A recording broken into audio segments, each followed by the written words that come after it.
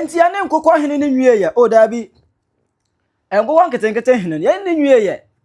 Akyem Asuom ona so na make mukura ni nkaye Akyem Asuom ona so na make ye ne nwie every say na mada ena obi bo me say penya mesi yes so penya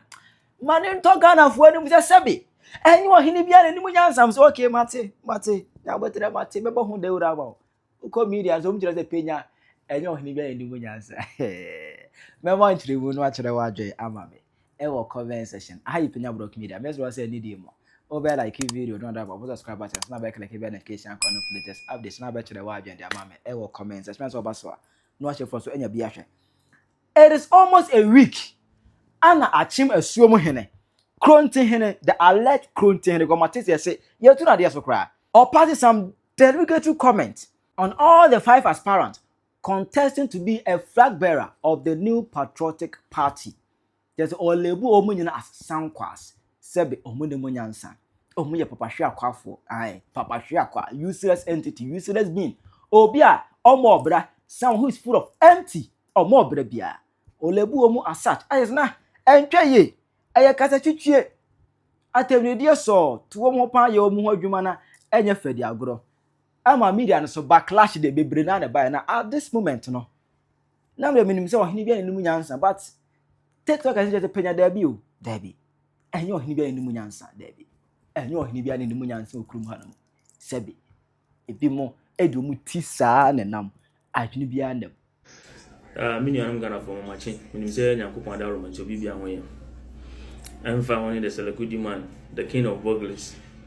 I will go to take on my consul. So you don't want to obey. Now, I no pay. Near medical can say, Minion Ghana for Mr. Mu. Sir, in case the American Mano, and I say, Abia, because you should be one fancy, me when you say yes, and then so ya can't say Bua Jimmy for a one asemo walk on a moony said, and I nearly said, we seni. Nana papa bi ni na internet yi so was say what onidin e de nana bodi bo dade ana obo dade sana me de matese ese friend nana bodi obo dade o ekuntin no wa Akyem Asuom na odensem bia betutu gya wo internet ni so ehia se ye mana no yi se ne tie ne pepepe se wo ba kan memu na se wo yo hene ana se wo yo bi a udi mu ana yo hene ana udi akonwa ye wa agro bi wo akan memu a onni bi na ensuahunu a yehunu ni se yesuahunu ni se agro ni bi wo ho no mu a kasa twitwie wo ho ndi se wo ye panyin na okodi sa agro ni bi e wo badwa mu a emfa ho ni nipa no se ne wo tie no wo betimi akasa etia oni ntino oni hu kwan se wo yo hene a okodi sa agro ni bi ebi ye ware to ebi ye dame to ne nasefo enti se wo yo hene na wa mu hu so yo hene a kroma no so ebe ye wo mu hu se wo mu enye ona omu na nane mu obondede anase obodade ase obodade no bodi no yenim se wo ye ndisi ni o yenim dada se wo ye ndisi ni nya afutuo na wo utu NDP fo anase afutuo na utu omanfo no na emo ye politics na wo ye nti se wo ye politics dia we will give you the politics questions that you ask and the same answers wo se sen ohunyansani bia ni NPP mu na flag bearers na omo yi wo mu ni nyina omo ye sankwas bibusa o na wo de tutu hinfo oboda de wo de tutu hinfo ko bodi hwan na wo de tutu ne ho party be mu nipa na wo yi sankofo no e dia be hia wo mu party be mu nipa o kasese John Dramani Mahama e ba bi mu a uwe wo mu a what are you talking about? Ye kase individual abrabo anipa bakofo anase obakofo tenase wabo wi ase na NDC ni be na abo bra te se Kennedy Japan ana NDC ni be na abo bra te se Bawumia ana NDC ni be na abo bra o se wa abo bra chen ana wa abo bra chen ana ne bra mpo ene bra champon de ese ana eben wo ye panyi ubie wa no kasa te se ne sebe panyimu kura ni ufie anya wa sese ngonwa guso na nka ntete na ne ye wa asese dwa nkoa ane akonwa tuntum wo ho na nkonwa ho odin na enka wo sa nipa we obenya bisu atena ka wunya bisu ntena so ase ne plastic chairs ne na asefo ne hade ambeba ana stuffing chairs na wanya bia kosi wo na wo wasesa niema adwudwa ho se wo yo hene na wo hene wo kasa te sesei se ubie wano ohene a wo yire a wo yire ati wachi obi yire ono afa na ye ne ho ade a one ne etisa awarefo no wo be ka chene se wo yesile queen na wo nim sile queen wo ohene no wo awso wo yo ohene konti hino se ho ahwani no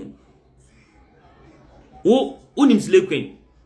ye ka so obi yesile queen na wo ti ase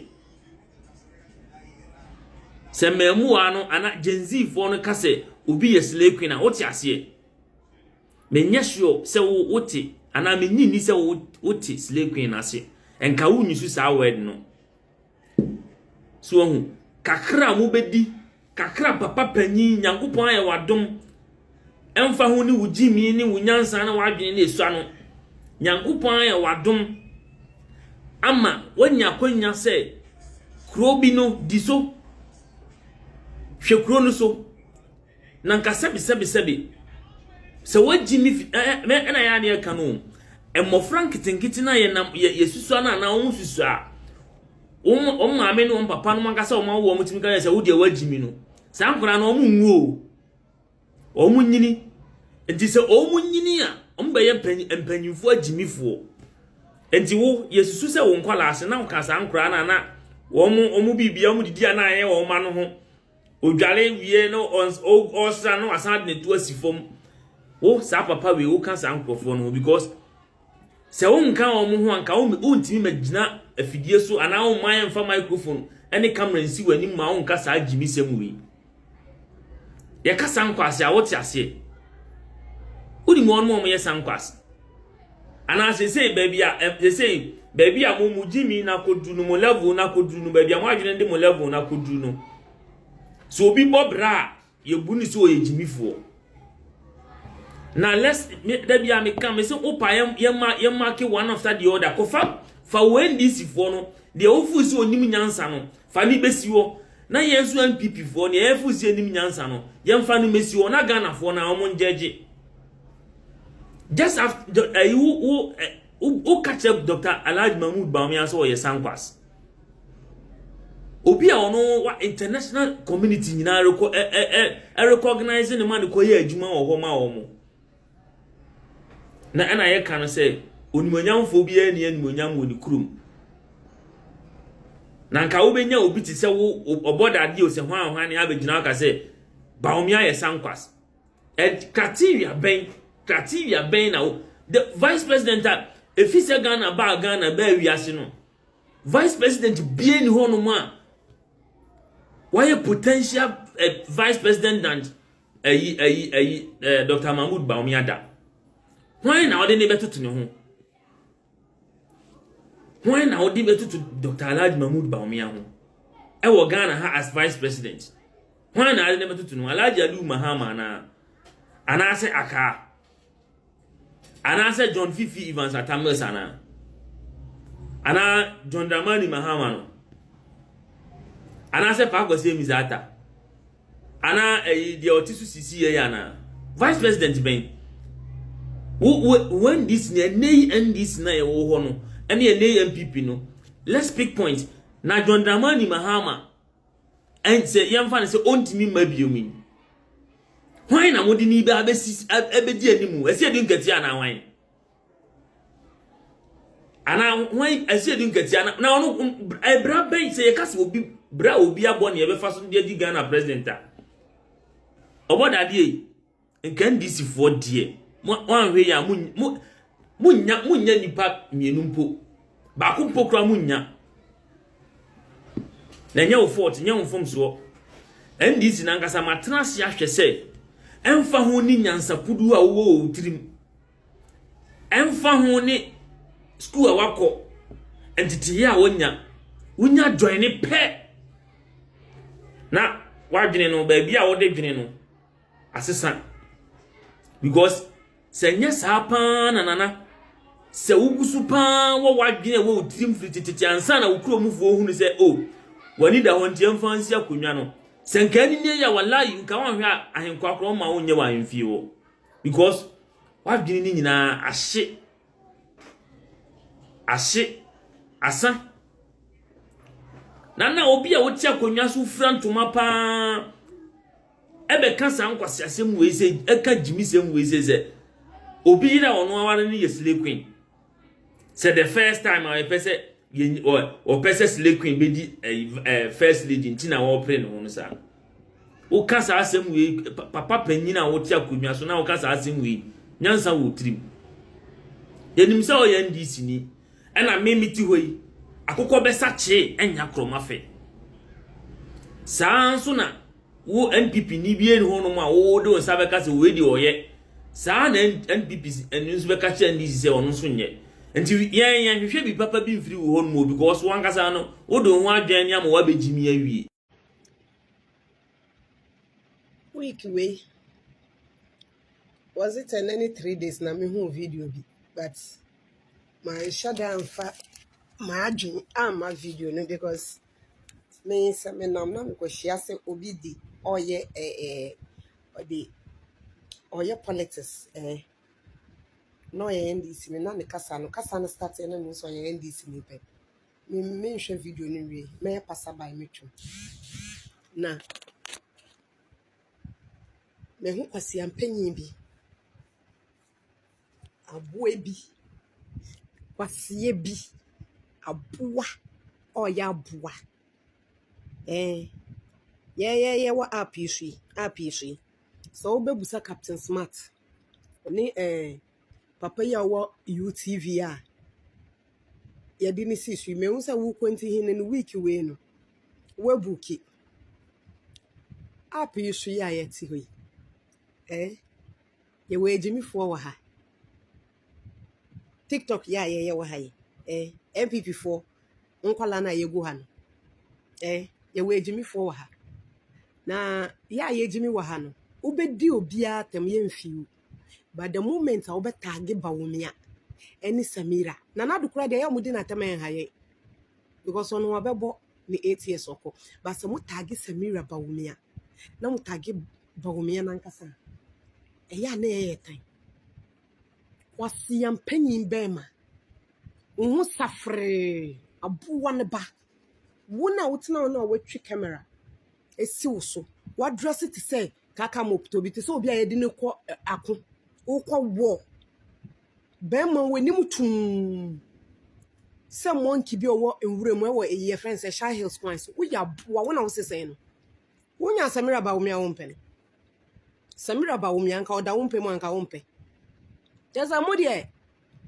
mo pesa NDC for favor mu kakra na yeto yama mu coins na mo hu bebia mo befa na mo de ebi mu pesa mo de ebi mu ya scapegoat wo ena fian ena papa kwenti hino sa hwan wo first and last no what week we buki ni de bebre aba chicha ni na wo Cameroon wo se de no ni videos no kura na nipa kura hu link na wahwe no kura nipa yem hihye no because akola 16 years ti me di mbu asem se ya ne pa sa akola na rape ma me na nya ma me na rape no asa wo kwase ya we wo ba be kasa afa Akyem Samira Bawumia ho wa buku ho ye buku asiya aboa bi wo bodam unim kasa ho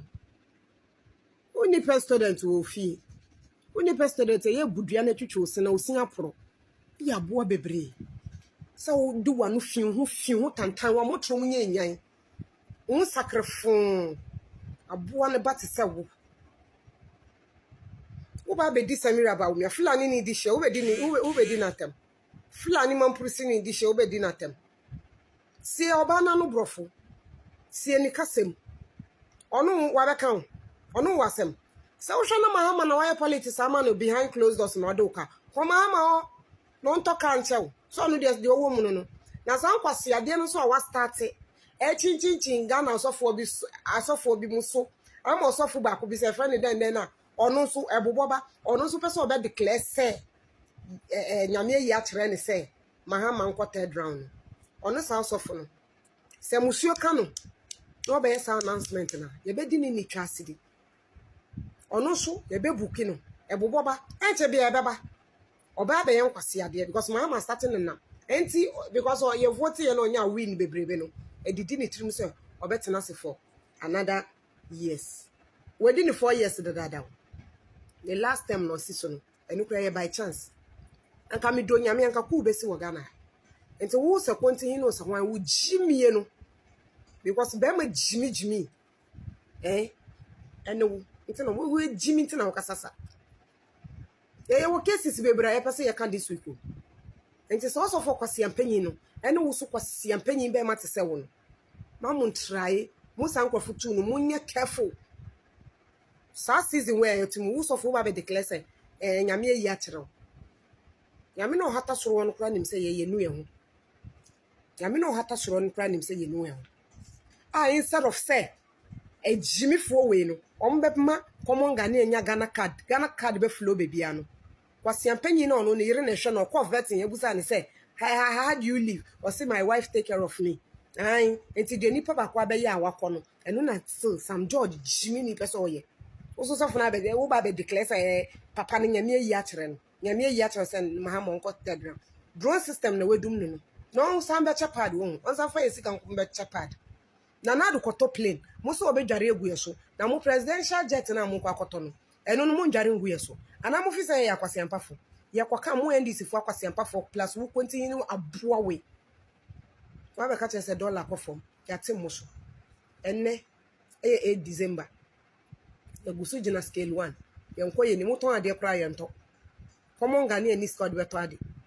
nkofo ye betuetu o muka o muso de beto ade kuna ye ntu aye nso watabriska mo koto plane kro ya na nkana do beto muso mo nto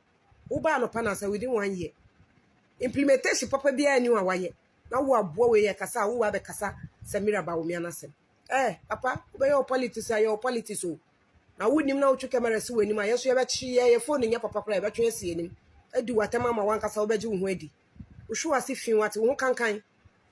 aboa ne ba anya first and last men try biom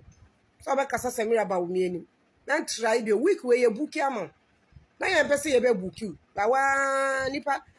chese me sa me chi ko hwe video nam sa papa we emsa na adwenye adwuma emsa ni ndrasa ka